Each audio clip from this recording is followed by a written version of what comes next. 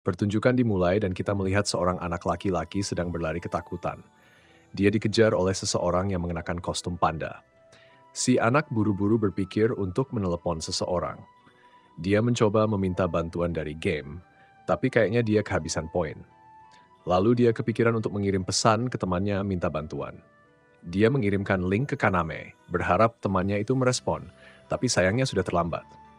Akhirnya, si anak memutuskan untuk melawan si panda sendiri, tapi panda itu ternyata tidak terlihat. Si anak menembakkan senjatanya yang seperti pisau cukur, tapi meleset. Panda itu menebasnya, dan dia jatuh tersungkur ke tanah. Pagi harinya kita melihat Kaname bersama salah satu temannya yang menunjukkan grafiti aneh yang mulai banyak terlihat di sekitar. Grafiti itu ternyata berada di tempat yang sama di mana anak itu meninggal tadi malam. Kyota masuk dan bertanya apakah mereka sudah melihat Hamada, tapi ternyata belum. Kyota sudah tahu tentang game itu dan berpikir bahwa Hamada sudah mati. Dia hampir pergi ketika Kaname menyebut bahwa dia mendapat undangan dari Hamada. Kyota mencoba memperingatkan Kaname, tapi rasa penasarannya untuk mencoba game itu terlalu besar. Meskipun teman sekelasnya, Kyota dengan tegas memperingatkan untuk tidak membuka aplikasi game itu, Kaname tetap tergoda dan akhirnya menerima undangan dan memulai permainan. Tiba-tiba, ada ular yang melompat keluar dari layarnya dan menggigit lehernya, membuatnya jatuh ke tanah. Kaname terbangun dalam keadaan bingung di ruang perawatan sekolahnya, tapi dia menganggap ular itu cuma halusinasi dan ingin segera pulang untuk pulih dari rasa syok. Kyota bertemu lagi dengannya dan memperingatkan sekali lagi untuk tidak membuka aplikasi game itu. Tapi Kaname nggak bisa menahan rasa penasarannya.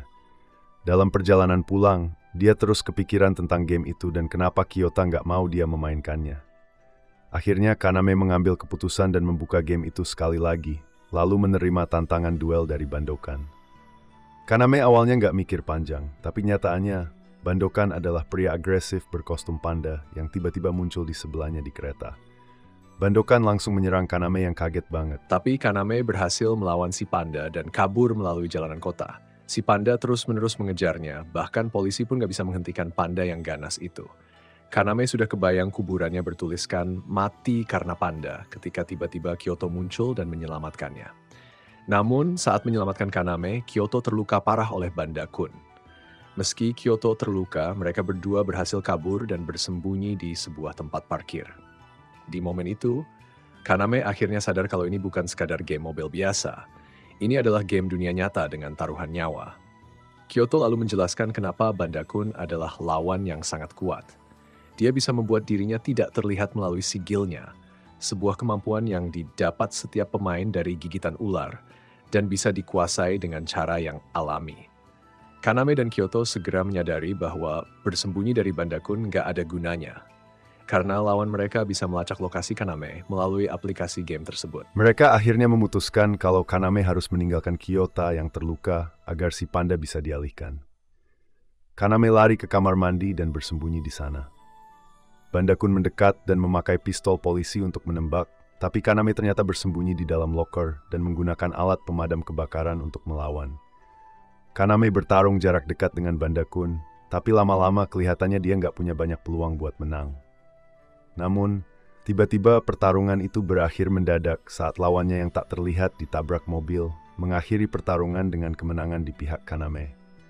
Tubuh Banda-kun yang sudah tak bernyawa dipindahkan satu persatu, meninggalkan jejak piksel di tanah.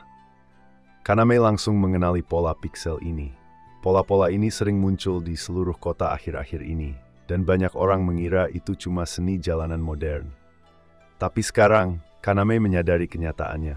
Itu adalah sisa-sisa mereka yang kalah dalam Darwin's Game. Setelah pertarungannya selesai, Kaname langsung bergegas kembali ke rumah sakit. Ketika Kaname kembali ke rumah sakit untuk menemui Kyota, yang dia temukan hanyalah outline piksel lagi. Kaname nggak bisa percaya kalau temannya sudah tiada, dan dia melihat pesan terakhir dari Kyota yang menyuruhnya untuk bertahan hidup. Beberapa saat kemudian, Kaname menerima beberapa alat sebagai hadiah karena naik peringkat. Dia berjanji akan menemukan tujuan sebenarnya dari game ini dan memastikan bisa bertahan sampai akhir. Di tempat lain, terlihat beberapa anggota geng yang juga terlibat dalam game ini mengeksekusi pemain lain untuk menguasai wilayah mereka. Salah satu pria itu memakai jaket bergambar ular dan sepertinya dia akan jadi ancaman di masa depan. Tidak lama setelah itu, Kaname menerima undangan dari pemain peringkat tinggi, Shuka Kirinu, yang mendengar kemenangan Kaname atas Bandakun. Shuka terkejut dengan kemenangan seorang pemula melawan lawan yang kuat dan ingin bertemu dengan Kaname. Dia mengundang Kaname ke sebuah gudang yang sudah lama ditinggalkan. Namun Shuka nggak yakin apakah dia bisa mempercayai Kaname dan memintanya untuk mengungkapkan sigil miliknya. Tapi Kaname nggak bisa memberikan jawaban yang membuat Shuka curiga dan dia menantang Kaname untuk bertarung. Kaname berhasil menangkis serangan Shuka dengan membutakan sementara matanya menggunakan cahaya yang menyilaukan. Tapi meski dalam keadaan buta, serangan Shuka tetap sangat kuat dan Kaname segera menyadari sigil miliknya. Shuka bisa mengendalikan rantai besar yang bergerak seperti ular dengan ujung-ujung tajam yang bisa menusuk musuh-musuhnya. Saat Kaname mencoba menghindari rantai-rantai itu, dia mendengar suara di dalam dirinya yang akhirnya membawanya menemukan sigil miliknya. Dia punya kemampuan untuk memanggil kembali senjata apapun yang pernah dia sentuh sebelumnya. Tiba-tiba, pistol yang sebelumnya dikirim ke rumahnya muncul di tangannya, dan dia berhasil mengimbangi Shuka dengan itu. Dia dengan cepat membuat pengalih perhatian dan mematikan semua lampu. Dalam kegelapan, Kaname menyerang Shuka dengan serangan langsung ke arah kepalanya. Shuka merasa nggak punya pilihan lain selain mengakui kekalahannya. Kaname menghela napas lega dan pingsan di dada Shuka. Sementara itu, seorang gadis yang duduk di kursi memperhatikan semua yang terjadi dengan Kaname dan berpikir bahwa pemula ini punya bakat terpendam. Keesokan paginya, Kaname terbangun di tempat tidur Shuka yang membuatnya kaget. Shuka lalu meminta Kaname untuk membentuk sebuah keluarga dengannya, karena bergabung kekuatan adalah taktik populer di kalangan pemain Darwin's Game. Tujuannya adalah bertarung bersama, saling melindungi, dan mengumpulkan poin bareng-bareng. Kaname setuju, tapi dia tahu bahwa dia harus naik level ke kelas pertarungan B2 terlebih dulu.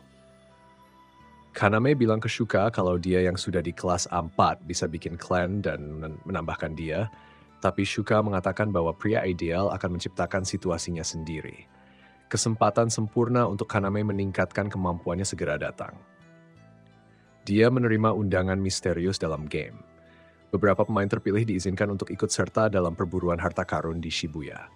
Kaname dan Shuka merasa bijak untuk menjelajahi Shibuya sebelum acara itu dimulai. Selama tur mereka, Shuka menjelaskan informasi penting tentang Darwin's Game, atau yang mereka sebut D-Game di depan umum untuk menjaga rahasia keberadaannya. Selain itu, ketika Kaname memeriksa saldo rekeningnya di ATM, dia kaget lagi dengan kejutan lain. Poin yang dia kumpulkan ternyata bukan hanya sekadar skor dalam game, tapi langsung ditransfer ke rekening banknya sebagai uang nyata. Dia lalu menerima notifikasi tentang perburuan harta karun di dekatnya, dan dia sudah mulai muak dengan semua ini. Sementara itu, kita melihat pertarungan kandang sedang berlangsung, di mana seorang pria berjubah dihajar habis-habisan oleh gadis bertopeng rubah. Pria itu bertanya apakah dia yang membunuh belasan orang di Shibuya atau tidak. Dia mengatakan kalau gadis itu kejam karena bisa membunuh begitu banyak orang dengan mudah. Kembali ke Kaname yang sedang menunggu Shuka. Shuka akhirnya datang dan mereka berpura-pura sedang kencan. Kaname bertanya tentang Darwin's Game, tapi Shuka mengatakan lebih baik mereka menyebutnya sebagai The Game saja, karena kalau terlalu banyak bicara tentang itu, bisa-bisa kamu mati. Kaname bertanya soal acara perburuan harta karun dan meminta Shuka membantunya. Shuka menjawab, itulah yang sedang aku lakukan, sambil memberikan informasi pada kencan pura-pura mereka, karena acara tersebut akan berlangsung di Taman Shibuya. Mereka berjalan-jalan sambil ngobrol tentang acara perburuan harta karun. Shuka membawa Kaname berbelanja dan mencoba beberapa gaun untuknya. Sementara itu, kita melihat seorang gadis yang dikenal sebagai analis sedang berbicara dengan pemain lain dan memberikan info tentang Kaname. Pria itu senang mendengar informasi tentang Kaname karena sekarang dia bisa menargetkannya dengan mudah. Tak lama kemudian, ponsel Kaname tiba-tiba dirampas oleh Inukai yang memanfaatkannya untuk memancing Kaname ke jalan buntu dan menantangnya untuk bertarung. Inukai berhasil melacak Kaname melalui informasi yang dia beli dari pemain bernama Rain Kashiwagi yang dikenal sebagai The Analyst. Rain mencari nafkah dalam game dengan mengumpulkan dan menjual data serta informasi yang menarik. Karena kabar sudah menyebar bahwa pendatang baru Kaname berhasil mengalahkan pembunuh baru Banda-kun dan Ratu tak terkalahkan Shuka, Kaname menjadi target yang menarik bagi Inukai. Inukai mulai menyerang Kaname dengan rentetan pukulan tanpa menggunakan sigilnya. Karena Inukai masih newbie, Kaname kena serangan dan terjatuh. Sementara itu, Shuka keluar dari ruang ganti dan mencari Kaname, tapi dia nggak ada dimanapun. Dia menerima telepon dari The Analyst yang juga memberikan informasi tentang pemain lain, Noah yang memiliki demon api. Dia bahkan memberitahu tentang kebangkitan Han Kaname dan buru-buru pergi untuk membantunya. Di sisi lain, Kaname mengalihkan perhatian Inukai dan menyengatnya dengan taser untuk mengambil ponselnya. Shuka muncul yang membuat Inukai menyerah. Dia bertanya pada Kaname tentang aliansinya dengan Shuka, tetapi tiba-tiba mereka menerima notifikasi bahwa perburuan harta karun telah dimulai dan para pemain diteleport ke lokasi terpisah. Kaname mendapati dirinya berada di sebuah kamar hotel dan menerima informasi tentang perburuan harta karun tersebut. Tujuan dari 300 peserta adalah menemukan setidaknya 3 cincin emas dalam waktu 24 jam. Namun, ada satu syarat, hanya ada 300 cincin di total, jadi hanya 100 pemain yang bisa menang dalam perburuan ini. Sementara itu, kita melihat demon api ditangkap oleh pemain lain yang berpikir dia harus menghilangkan pemain berbahaya dari awal. Dia mengaktifkan sigilnya dan menciptakan api di sekeliling demon itu, tapi tiba-tiba dia terpental ke atap dan jatuh ke trotoar. Hasilnya game over deh buat dia. Orang-orang melihat grafis piksel di trotoar tempat gadis itu mati, tapi karena sinyal telepon, mereka memilih untuk tidak ikut campur. Shuka tahu kalau game ini nggak mau orang lain ikut campur urusan. Sementara itu, Kaname melihat tutorial perburuan harta karun dan cara menemukan cincin. Kaname menggunakan kamera dimensi di ponselnya dan langsung menemukan cincin pertamanya di bawah tempat tidur. Dia lihat, kalau dia bisa menemukan barang-barang lain juga, pasti bakal berharga banget. Dia melihat melalui kameranya dan menyadari bahwa pemain lain juga sudah menemukan Chin, Jae, dan satu di antaranya mendekatinya. Dia berusaha untuk bersembunyi, tapi dia nggak bisa bertahan karena pemain itu membawa senapan mesin. Dia mencoba untuk lari, tapi terjebak dan semua jalan keluar tertutup oleh pepohonan. Dia menyerah dan menyerahkan cincinnya kepada lawan, yang kemudian mengampuni nyawa Kaname dan pergi melalui lift. Kaname melihat lift sebagai satu-satunya jalan keluar dari gedung itu, tapi Rain, si analis, muncul di saat terakhir dan menghentikannya sebelum masuk. Saat pintu lift terbuka, Kaname melihat alasan peringatan Rain. Penyerang sebelumnya yang membawa senapan mesin tergeletak di tanah, terjebak dalam pelukan tanaman besar.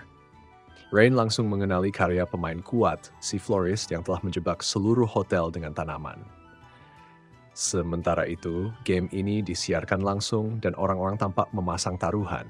Mereka menjelaskan bagaimana Shuka memimpin dengan cincin, sementara Flame Demon di belakangnya dengan 5 cincin. Dia juga menunjukkan bagaimana gedung di Shibuya tertutup tanaman, dan itu adalah karya si florist. Wanita bertopeng rubah yang sama juga ada di sana bersama dengan manajer Trinity yang dikenal sebagai Themis. Themis bertanya apakah mereka mendapatkan keuntungan dari taruhan mereka atau tidak. Adegan berpindah kembali ke Shuka yang mengalahkan pemain satu persatu. Event Themis memberi aplaus padanya karena menjadi pemain yang hebat. Di sisi lain, Kaname dan Rain mencari jalan keluar dari hotel dan mendiskusikan bagaimana mereka bisa bekerja sama. Rain memberitahu Kaname bahwa dia tahu semua tentangnya dan apa yang bisa dilakukan sigilnya, yang membuat Kaname terkejut. Mereka berdiskusi lebih lanjut tentang Kaname, bahwa dia memiliki hati yang baik dan tidak pernah ingin membunuh siapapun. Kaname menjelaskan bahwa dia tidak kuat karena dia tidak bisa menyelamatkan Kyota. Mereka memutuskan untuk mencari jalan keluar, tapi sebelum pergi, Kaname menyalin senapan mesin, karena sigilnya memungkinkan dia untuk menyalin dan menciptakan apapun. Saat mereka bergerak, mereka melihat tubuh piksel lainnya, dan tiba-tiba muncul pemikiran yang menyeramkan. Kenapa tubuh penyerang di lift masih ada dan tidak berubah menjadi outline piksel? Dia bertanya pada Rain mengapa tubuh itu tidak menjadi piksel, tapi dia tidak punya jawaban untuknya. Saat mereka berdua menyadari bahwa tubuh penyerang masih ada di sana, situasi ini memberikan jawaban untuk pertanyaan mereka. Sekumpulan pemain yang terlihat seperti zombie menyerang mereka. Para pemain ini sepertinya tidak dibunuh oleh tanaman, tapi lebih karena diracuni dan sekarang berada di bawah kendali si florist yang telah menjadikan seluruh menara sebagai arena permainannya. Di sisi lain, Kaname menembak semua kamera karena dia tahu si florist sedang mengawasi mereka. Sementara berlari, Rain berpikir tentang bagaimana dia pertama kali mendapatkan sigilnya dan bagaimana dia bisa meramalkan masa depan dengan informasi yang dia miliki. Dia menganalisis situasi rumit ini, sementara Kaname menghancurkan semua kamera. Dengan bantuan sigilnya yang bernama Lapless, dia dapat menganalisis semua informasi di alam semesta, melihat masa lalu dan masa depan dengan jelas di depan matanya.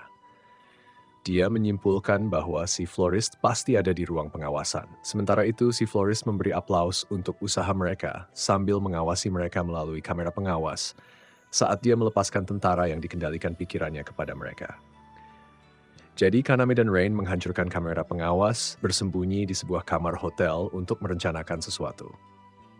Sementara itu, si florist dengan mudah menyimpulkan bahwa urutan di mana Kaname menghancurkan kamera menyisakan satu ruangan untuk bersembunyi agar aman dari para pemain yang terkontaminasi tanaman.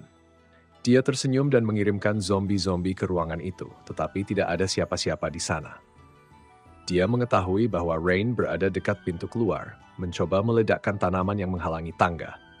Rain dan Kaname sudah merencanakan untuk membeli barang dari toko dan membagi zombie-zombie tersebut saat mereka melarikan diri. Si florist menyadari bahwa Rain tidak terkena peluru yang ditembakkan ke arahnya, tetapi sebenarnya Rain menggunakan sigilnya, Lapless, untuk menghindari peluru dengan mudah. Si florist semakin gelisah, berpikir bahwa gadis itu mengganggu, dan sekarang dia lebih khawatir tentang si bocah karena gadis itu sendirian dan si bocah tidak ada di mana-mana. Tiba-tiba, sebuah ledakan terjadi yang mengejutkan si florist. Dia menyadari bahwa Kaname berada di lantai dasar. Untuk menghindari tanaman di dalam gedung, Kaname telah menuruni menara dengan tali. Dia menciptakan sebuah granat lagi, tetapi sudah kehabisan tenaga karena terus-menerus menggunakan sigilnya. Tiba-tiba, si florist muncul dan memperlihatkan wajahnya, meminta untuk berbicara sebelum mereka mulai bertarung. Si florist yang siap melawan Kaname berubah menjadi makhluk tanaman yang kuat. Kaname mencoba segala cara untuk mengalahkan si florist dan menggunakan granatnya, tetapi sia-sia saja karena akar-akar tanaman itu terlalu kuat untuk dipatahkan. Dia menembak si florist dengan senapan mesin, tetapi senjata itu juga hancur.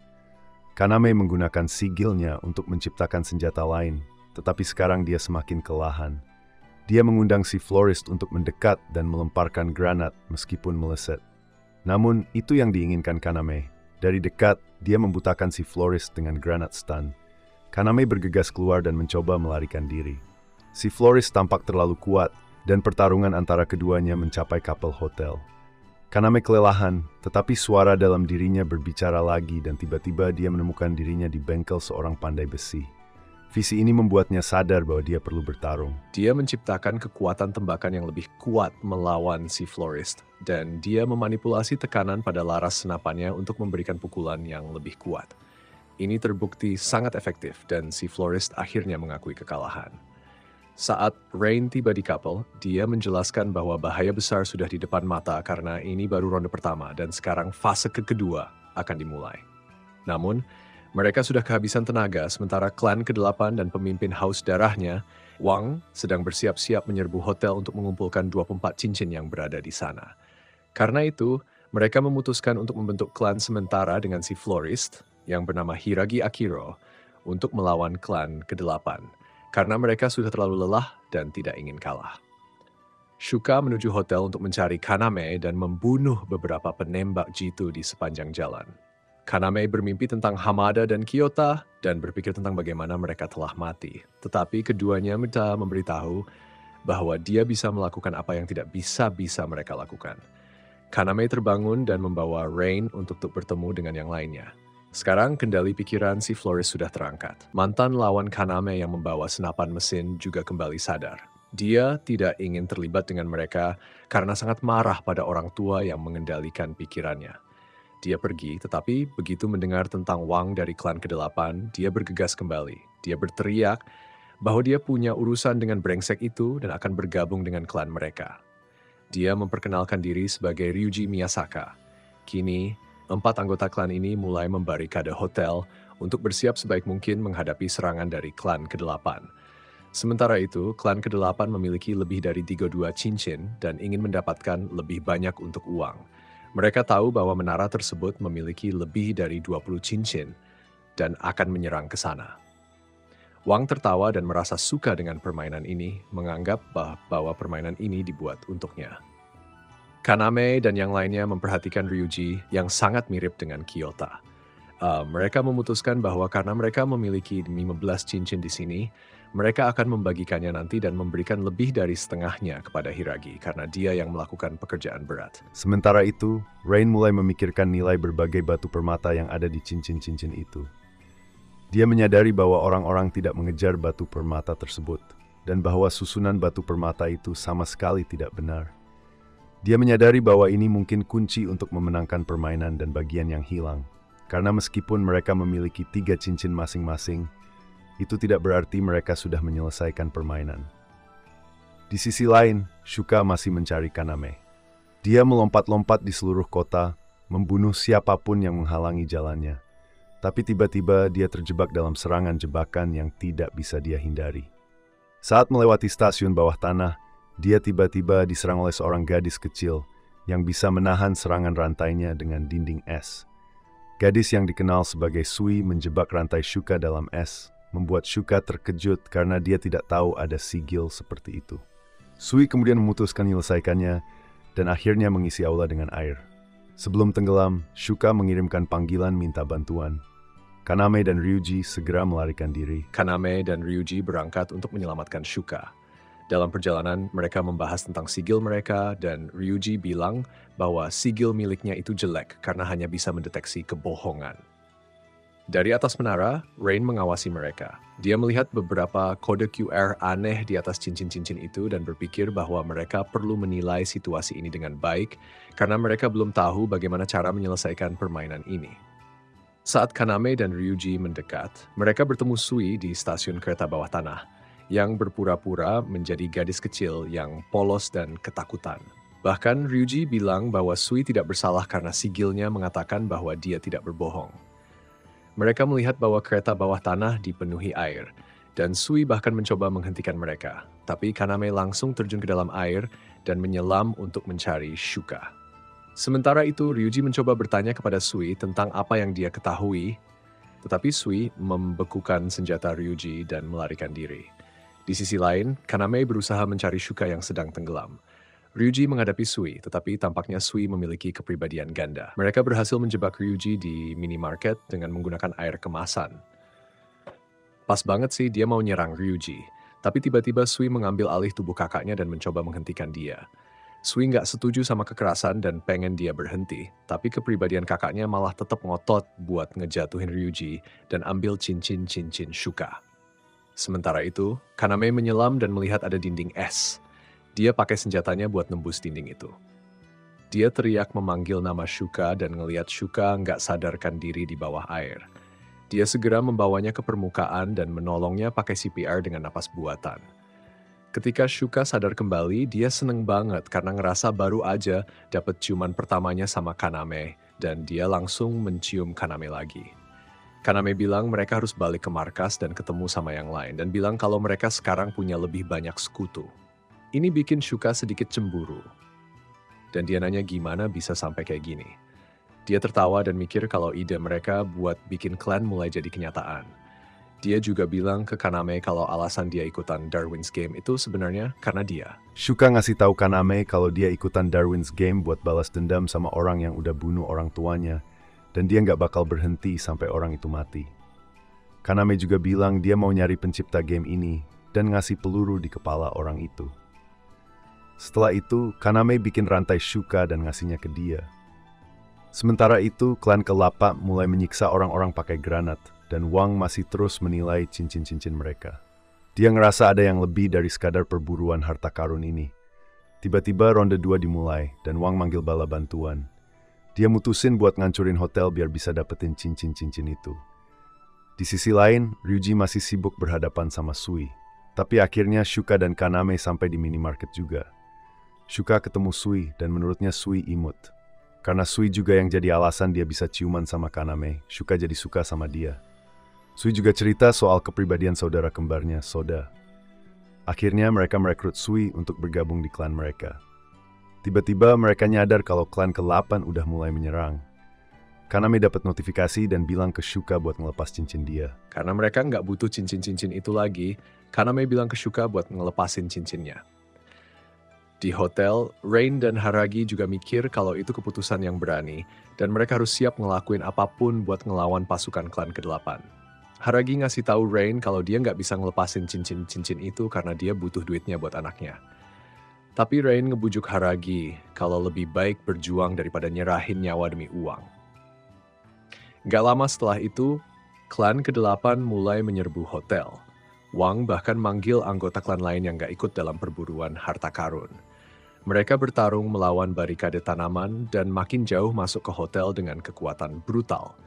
Salah satu pemain kuat dari klan ke-8 naik ke atas lewat lift dan berhasil ngelewatin jebakan tanaman dengan sigil yang bisa membakar semuanya.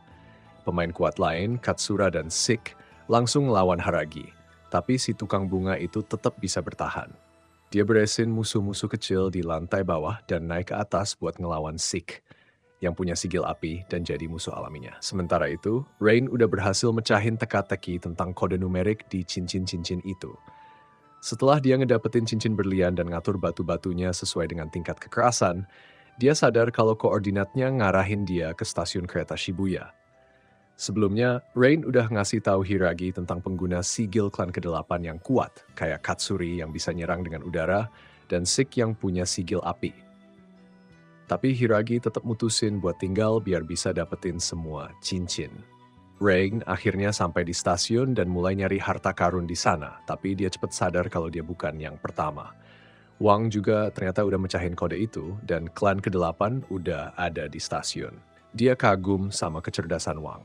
Sementara itu, beberapa pemain lain juga berencana nyerang hotel buat ngerebut cincin berlian, tapi tiba-tiba mereka disergap sama klub tinju. Balik lagi ke hotel, Horago lagi ngelawan Sik dan pakai tanaman-tanamannya sebagai barikade, tapi api dari Sik terlalu panas. Pas banget, Kei tiba-tiba muncul. Keiichi muncul di belakang Hiragi dan melukainya. Sik langsung memanfaatkan momen itu buat menusuk dada Hiragi. Hiragi dengan sisa kekuatannya pakai sigil tumbuhannya buat meledakkan bom dan kabur sambil sembunyi. Dia kepikiran kalau Rain bener dan seharusnya dia pakai cincin-cincin itu sebagai umpan. Tapi belum sempat dia tenang, Sik dan Keiichi muncul sambil ketawa mengejek dia. Dengan sisa tenaga terakhirnya, Hiragi menjaga detak jantungnya tetap hidup lewat sigil tumbuhannya. Dan tanaman-tanaman kuat yang sudah menembus seluruh bangunan mulai membuat gedung itu bergetar dan akhirnya runtuh. Hiragi ketawa pelan sambil bilang kalau tanamannya bisa menggerakkan gedung. Bangunan itu pun akhirnya runtuh dan Hiragi meninggal sambil melihat bayangan putrinya dalam mimpi untuk terakhir kalinya. Di stasiun, Rain bersembunyi dan dengar kalau Wang ternyata juga nggak tahu lokasi harta sebenarnya karena dia nggak punya cincin berlian. Rain mencoba menyelinap pergi, tapi salah satu anggota klan melihatnya dan mulai mengejarnya.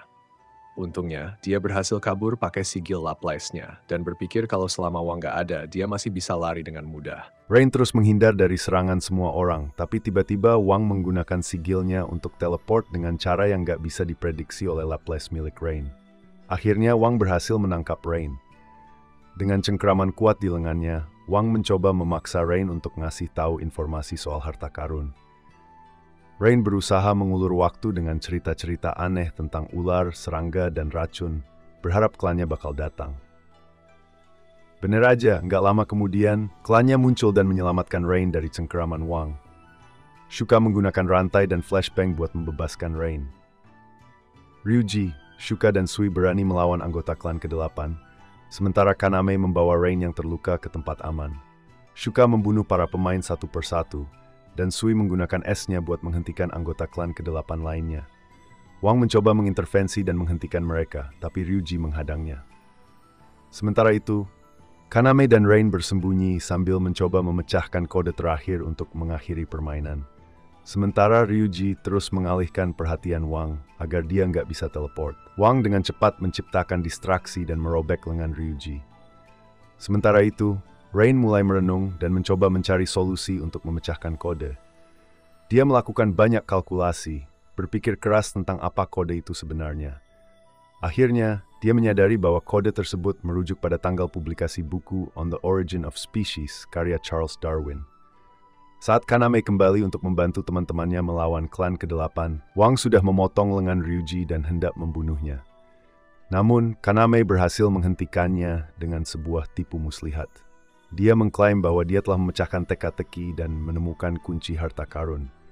Ryuji yang merasa kesakitan hanya bisa menggelengkan kepala, berpikir bahwa kepercayaan Kaname terhadap Wang terlalu naif. Ryuji punya firasat bahwa Wang gak akan membiarkan mereka lolos dengan mudah. Di pikirannya, dia sudah membayangkan skenario di mana dia harus mengalahkan Wang saat dia dalam keadaan rentan, tidak bisa teleport. Tapi yang mengejutkan Ryuji, Wang justru tampak mulai terjebak dalam rencana mereka, seakan setuju dengan rencana Kaname. Namun, Wang memiliki satu syarat. Ryuji harus dieliminasi karena dia sudah diambang eksekusi. Dengan dingin, Kaname setuju dan mengakui bahwa dia hanya memanfaatkan Wang, membuat Ryuji terkejut sementara Wang tertawa kecil. Sebagai tanda kepercayaan, Kaname melemparkan kunci ke Wang, membiarkannya menjauh dari Ryuji. Tapi sebenarnya, Kaname sudah merencanakan semuanya. Dengan cepat, Kaname memasukkan kombinasi angka ke dalam loker stasiun, tiba-tiba mengakhiri perburuan harta karun dan memindahkan semua pemain. Ini membuat Wang sangat marah karena dia kehilangan kesempatan mendapatkan harta karun. Para penonton terdiam, kecuali wanita dengan topeng rubah yang sejak awal sudah bertaruh pada Kaname. Sendirian di stasiun, Kaname membuka loker dan menemukan sebuah ponsel di dalamnya. Ponselnya berdering dan sang Game Master memberi selamat atas kemenangannya. Selain poin yang banyak, Kaname juga ditawari hadiah spesial berupa pilihan hak istimewa dalam permainan. Sang Game Master menjelaskan bahwa Kaname bisa memilih apapun, menyusun rencana untuk masa depan yang lebih baik, meskipun dia merasa kehilangan. Rain mengingatkan Suzuna bahwa hidup harus terus berjalan, dan bahwa ayahnya pasti ingin yang terbaik untuknya. Mereka berbincang sambil berjalan, berbagi cerita, dan saling menguatkan. Di sisi lain, Kaname terus mencari tahu lebih banyak tentang sigil dan bagaimana cara mengakhiri permainan. Dia tidak mau terjebak dalam permainan ini lebih lama lagi. Sementara itu, berita tentang pencarian harta karun di Darwin's Game menyebar luas, dan banyak orang yang mengira itu adalah serangan teroris. Kembali ke Sui dan Shuka, mereka menikmati waktu santai di pemandian dan membahas pengalaman mereka di dalam permainan. Mereka mulai merencanakan langkah-langkah selanjutnya untuk mengalahkan Eighth Clan dan mencari tahu siapa sebenarnya Game Master itu. Saat semuanya tampak gelap dan penuh tantangan, mereka bertekad untuk bangkit dan menghadapi apapun yang datang di depan mereka. Dia menerima cek itu. Di hari-hari berikutnya, klan Kaname berkumpul di Danjo Boxing Club. Kiet berhasil menyembuhkan Ryuji, dan Kaname pun sedang dilatih oleh para pelatih. Master Danjo bilang kalau dia pengen menjalin aliansi dengan klan Kaname, yang dinamakan Sunset Ravens karena jumlah anggotanya yang sedikit dan keinginan mereka untuk kerjasama. Di tengah-tengah semua itu, Danjo memberikan tantangan kepada Kaname. Dia harus membuktikan kemampuannya dengan mengalahkan Danjo dalam pertarungan. Danjo bilang orang-orang pasti mau banget bayar untuk nonton duel ini karena dia sangat populer. Jadi, pertarungan antara Danjo dan Kaname pun dimulai dengan Inukai sebagai wasit, sementara Rain dan Ryuji menonton dengan serius dari bangku penonton. Pertandingan dimulai dan Danjo dengan cepat merobohkan senapan baru yang ada di tangan Kaname, membuat Kaname kaget saat memuji refleks cepat Kaname. Kaname, yang tak tergoyahkan, merespons dengan membuat serangkaian granat dengan lincah menghindari beberapa serangan ofensif Danjo. Dia kemudian dengan cerdik menggunakan penghalang sementara untuk memantulkan serangan lebih lanjut. Kaname membalas dengan senjatanya, tapi Danjo membalas dengan melemparkan batu besar ke arah Kaname, membuatnya terjebak. Namun, Kaname dengan cerdik menjebak Danjo agar mendekat dan memicu flashbang yang menyilaukan, mendorong Danjo untuk mengaktifkan sigil uniknya, mengubah tubuhnya menjadi bentuk seperti besi yang tahan banting. Seiring waktu, Danjo mengakui kemampuan Kaname yang tak terbantahkan dan menawarkan aliansi kepada dia dan Sunset Ravens.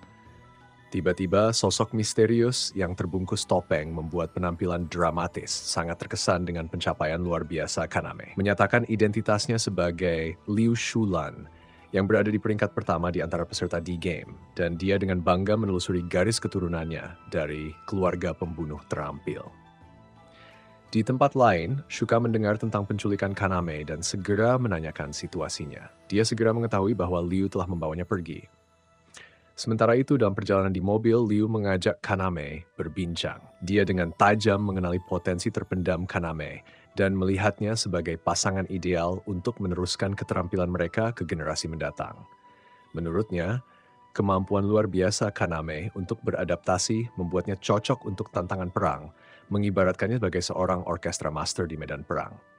Dalam momen intim, dia membahas bagaimana jalan yang mereka pilih menjanjikan masa depan yang lebih cerah untuk generasi yang akan datang.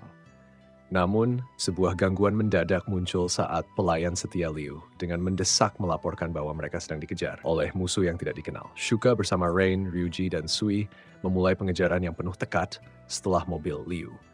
Dalam twist yang tak terduga, Liu menghubungi Shuka mendesaknya untuk mempertimbangkan kembali pengejaran tersebut. Kaname yang selalu cerdik mengusulkan tantangan baru. Jika Liu berhasil menghindari Sunset Ravens tanpa menggunakan cara mematikan, dia bersumpah akan setia padanya sebagai bawahan yang loyal. Pertarungan pun dimulai saat Shuka melakukan serangan berani dari atap mobil, memicu pertempuran sengit di atas atap. Dengan Liu terikat pada janjinya untuk tidak melukai, pertarungan ini menjadi tantangan unik. Shuka memanfaatkan batasan ini dengan lihai menghindari serangan terukur Liu. Saat Liu dengan gagah berjuang melawan musuhnya, peluang tampak tidak berpihak pada Shuka. Namun, pertolongan datang dalam bentuk Kaname yang ikut campur dengan melemparkan botol ke arah Shuka. Shuka dengan lincah menggunakan rantainya untuk mengarahkan proyektil ke ban mobil Liu, dan dengan bantuan Sui, mereka segera membekukan isi mobil itu, sehingga membuat mobilnya tidak bisa bergerak. Sementara Liu menyatakan bahwa mereka belum kalah sepenuhnya, pelayan setianya mengakui bahwa mereka tidak bisa melanjutkan pengejaran. Pada akhirnya, Liu mengakui kekalahannya dan mengungkapkan keinginannya yang mendalam untuk bergabung dengan klan Sunset Ravens. Meskipun ada keraguan awal dari anggota klan, Kaname setuju dengan usul tersebut, namun memperingatkan Liu bahwa jika dia pernah memiliki niat untuk berkhianat, dia harus memulainya dengan dirinya. Dia memberikan maafnya, tetapi dengan tegas memperingatkan bahwa setiap kerugian yang ditimbulkan kepada orang lain tidak akan pernah termaafkan. Rain bertemu dengan temannya, Katori, yang menjelaskan bahwa klan Kelapam telah berulah dan merencanakan balas dendam sejak pertemuan terakhir mereka dengan Kaname. Dia memberitahu Rain bahwa jumlah mereka sedikit. Inspect area tersebut menciptakan suasana yang tegang. Rain tahu bahwa insiden di Hotel Shibuya ini ada kaitannya dengan Hiragi dan mulai berpikir mungkin Sik benar-benar sudah mati saat gedung itu runtuh. Saat Rain bersiap pergi, Katori minta tolong supaya Rain bisa membantunya masuk ke Sunset Ravens juga. Rain pergi sambil berpikir bahwa sekarang adalah waktu yang tepat untuk menyerang Clan 8 karena mereka sedang lemah. Sementara itu, Clan 8 sudah merencanakan balas dendam baru. Mereka menyekap teman sekolah Kaname, Shinizuka, dan menyiksanya untuk menarik perhatian Kaname ke gudang tua. Mereka bahkan memotong jari-jarinya, bikin Kaname marah banget. Dia sangat kesal dan ingin menghukum Wang. Saat Rain tiba, dia bilang bahwa dia punya informasi penting dan sekarang mereka harus segera menjalankan misi ini. Kaname yang sudah tidak sabar langsung berangkat untuk menyelamatkan temannya, dibantu oleh Sunset Ravens dan Inukai. Di sisi lain, Shinizuka tergeletak di tanah berdarah sementara Wang hanya menunggu. Sudah ada di sana. Tapi Clan 8 dengan gampangnya menghabisi seluruh tim tugas tanpa banyak usaha. Keikai langsung meledakkan kepala para petugas, sementara Wang bilang mereka harus segera menuju Heikyu berikutnya. Wang juga membunuh beberapa petugas. Shuka menjatuhkan ponselnya ke arah Shinizuka, dan dia senang mendengar suara Kaname yang bilang dia harus klik di game Darwin supaya bisa diselamatkan. Begitu Shinizuka melakukannya, dia langsung digigit ular yang sama. Dia mendapatkan sigil yang kuat dan bisa mengendalikan area di sekitarnya. Dia mengirim anggota Clan 8 terbang. Begitu Sunset Ravens tiba, mereka langsung bertempur melawan Clan 8. Sui dan Rain bergabung untuk melawan para penyerang, sementara Inukai melawan petarung martial arts, Keiichi. Inukai bertarung melawan Kichai yang dia tahu adalah lawan yang sepadan. Inukai mengungkapkan sigil yang membuatnya bisa bergerak sangat cepat. Sementara itu, Rain dan Sui bekerjasama dan Sui menggunakan kekuatannya untuk menangkap mereka. Menggunakan air laut dan Sui membekukan mereka dengan soda. Kaname dan Ryuji masuk ke dalam gudang. Kaname bertanya tentang temannya, tapi Wang bilang dia ingin Kaname merasakan keputusasaan. Wang bilang Kaname ada di sampingnya, di dalam kotak berdarah. Wang tertawa penuh keputusasaan, mengatakan bahwa orang-orang tak bersalah seperti dia tidak butuh hak istimewa seperti itu. Ketika Kaname tahu bahwa Shinuzuka telah dibunuh, ada sesuatu yang berubah dalam dirinya. Sekarang dengan Hamada, Kyota, dan Shinuzuka, 3 teman sekelasnya telah terbunuh di permainan ini. Melanggar prinsip-prinsipnya sendiri yang tidak ingin melukai siapapun secara tidak perlu, dia memutuskan tidak ada pilihan lain selain membunuh anggota klan 8th. Dia menembak salah satu anggota klan 8th dengan marah. Saat Kaname marah, dia dengan mudah menembak salah satu anggota tersebut. Dia menelepon Rain dan memberitahunya bahwa dia tidak bisa menyelamatkan Shinuzuka karena terlambat membuat keputusan yang tepat. Tapi Rain bilang itu bukan kesalahannya karena dia tidak tahu apa yang akan terjadi. Dia kemudian melanjutkan langkahnya dan menembak anggota lain, mengatakan bahwa awalnya dia berencana untuk lebih berbelas kasih. Tetapi sekarang setelah temannya mati, dia telah memikir kembali keputusan itu. Kaname mengingat semua orang yang dia lawan, dan bagaimana tidak semua dari mereka adalah pembunuh, kecuali beberapa. Tetapi permainan Darwin telah menjadikan mereka pembunuh. Ryuji bertanya pada Kaname apakah dia sudah berpikir matang-matang dan apakah dia benar-benar bisa melakukannya. Kaname menjawab bahwa dia salah sebelumnya, dan sekarang semuanya jelas. Mengatakan ini, dia memulai pertempuran klan dengan Wang, tetapi langsung semua anak buahnya mati karena Kaname tidak ingin membuang waktu. Wang marah dan teleports ke arah Kaname. Tapi Kaname sudah mengantisipasi itu dan tiba-tiba Shuka menusukkan salah satu rantainya ke bahunya. Kaname meminta Shuka untuk menangani sisanya. Shuka menangkap Wang dan mereka mulai bertarung. Mereka melanjutkan pertempuran di atap, sementara Inukai bertarung melawan Kichi menggunakan kecepatannya dan membuat ilusi, tetapi pukulan Kichi menghilangkan ilusi tersebut. Anggota klan 8 yang datang dengan senjata berpikir bahwa mereka bisa menang karena jumlah mereka lebih banyak. Ryuji memberitahu Kaname untuk bersembunyi karena dia tidak memiliki rompi anti peluru, tetapi Kaname dengan mudah berlari dan membunuh para musuh di depannya. Bahkan Ryuji terkejut melihat Kaname bisa mengalahkan begitu banyak orang dengan mudah dan mengatakan bahwa Kaname sudah gila. Salah satu anggota klan 8 berpikir bahwa Kaname dengan mudah menghabisi 10 orang, padahal sebelumnya dia tidak pernah membunuh siapapun. Dia mencoba melarikan diri, tetapi Ryuji juga membunuhnya. Kaname mengatakan bahwa membunuh Wang adalah tujuan akhir mereka. Wang masuk ke dalam gudang dan memanggil Shuka, berusaha menipunya.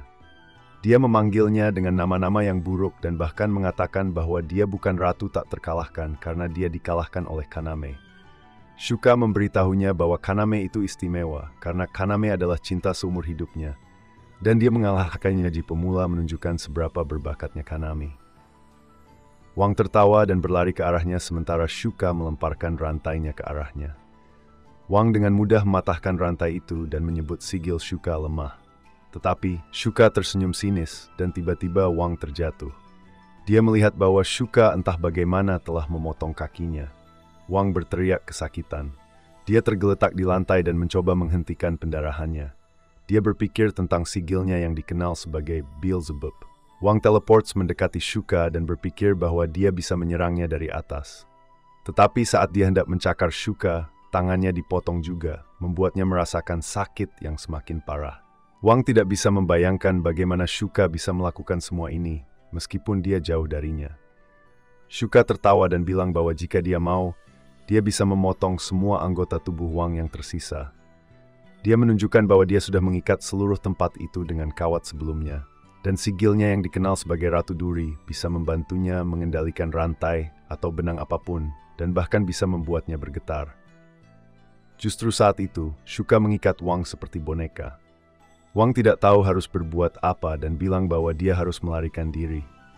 Dia berpikir bahwa gudang itu pasti juga punya kawat, dan dia tidak bisa sembarangan teleportasi kemana saja. Sebagai jalan terakhir, Wang menggunakan kekuatan sigilnya untuk menukar tempatnya dengan Shuka. Dia berpikir bahwa dia telah menang, tetapi Shuka hanya tertawa saat satu anggota tubuh Wang lagi terjatuh. Dia bilang bahwa dia sudah memprediksi ini. Wang merasa bahwa Shuka curang dan bahkan berteriak kepada para pembuat permainan.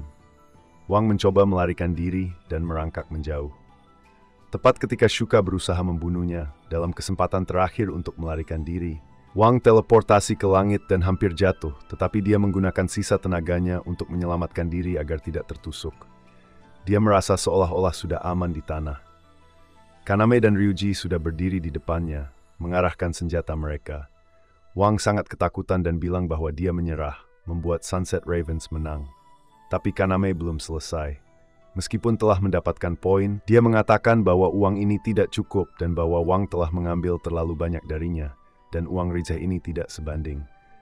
Kaname mengungkapkan hak istimewa yang diberikan padanya kepada Wang. Dia adalah pemain besar yang bertaruh semuanya dalam pertarungan. Berhadapan dengan klan ke-8. Sekarang semua poin dari klan ke-8 dipindahkan ke akun Raven Senja, jadi lawan mereka otomatis kalah dalam permainan ini. Inukai juga melihat Kichi dibawa pergi karena timnya kalah. Shuka sampai ke Kaname dan melihatnya berdiri di atas Wang. Karena mereka kalah, Wang sedang dibawa pergi sedikit demi sedikit. Dia teriak minta tolong karena dia belum pernah merasakan kekalahan sebelumnya. Dia bilang seharusnya dia jadi raja dan berpikir tentang klannya, serta bagaimana dia ingin mengesankan mereka semua. Dia ingat ceramah Rain tentang Raja Racun, dan bagaimana semua yang lain itu seperti serangga. Dia kemudian melihat Kaname sebagai Raja Racun, dan bilang padanya untuk bersiap-siap karena serangga seperti dia akan terus jatuh. Saat hanya kepala Wang yang tersisa dan dia tertawa gila-gilaan, Kaname menembaknya di kepala, dan di matanya terlihat perpisahan terakhir. Meskipun mereka menang, Kaname merasa masih kehilangan temannya. Ryuji bilang bahwa mereka memang berhasil mengalahkan musuh mereka. Dan mencegah konflik yang tidak perlu. Kaname memberitahu mereka bahwa membunuh siapapun itu salah, dan dia telah memutuskan untuk mengakhiri permainan Darwin dengan memastikan bahwa dia membunuh Game Master. Pertarungan melawan Clan 8 sekarang sudah selesai, tetapi Kaname bersumpah untuk membalas dendam kepada Game Masters. Dia ingin mengakhiri permainan ini sekali dan untuk selamanya, dan klannya setuju untuk mendukungnya dalam usaha ini. Mereka semua setuju dan mengatakan bahwa klan ini adalah keluarga dan mereka akan melakukan segala yang mereka bisa. Di sisi lain, Game Master sangat senang dengan apa yang terjadi. Dia memanggil Aburo yang juga mendengar tentang Kaname dan memberitahunya untuk tidak terlibat. Game Master mengatakan bahwa permainan ini berubah dengan sendirinya dan bahwa Kaname dilahirkan untuk menantang Wang. Ini membuat Aburo bersemangat dan dia ingin bertemu dengan Kaname. Tetapi Game Master mengatakan bahwa permainan ini akan segera masuk ke level berikutnya dan Aburo memiliki peran penting di dalamnya. Sementara itu, Sunset Ravens memastikan bahwa keadaan tetap damai dalam permainan. Mereka menghentikan orang-orang agar tidak membentuk kelompok mereka sendiri. Dan mencegah pertarungan yang bisa bikin orang terluka. Shuka juga berusaha menghentikan orang-orang, tapi dia jadi ekstrem dengan cara menyakiti mereka. Kaname berbicara dengan seseorang dan bilang mereka perlu memberitahu semua orang bahwa Sunset Ravens sekarang mengontrol D-Game di Shibuya, dan orang itu jadi bingung. Di sisi lain, Katori membaca komentar tentang betapa kuatnya Kaname sekarang dan bagaimana dia membuat aturan baru dalam permainan. Bersama dengan Sunset Ravens yang sekarang haus darah, mereka mengambil alih area Shibuya dan menyatakan tempat itu sebagai zona bebas D-Game, memastikan mereka mengalahkan permainan ini sekali dan untuk selamanya.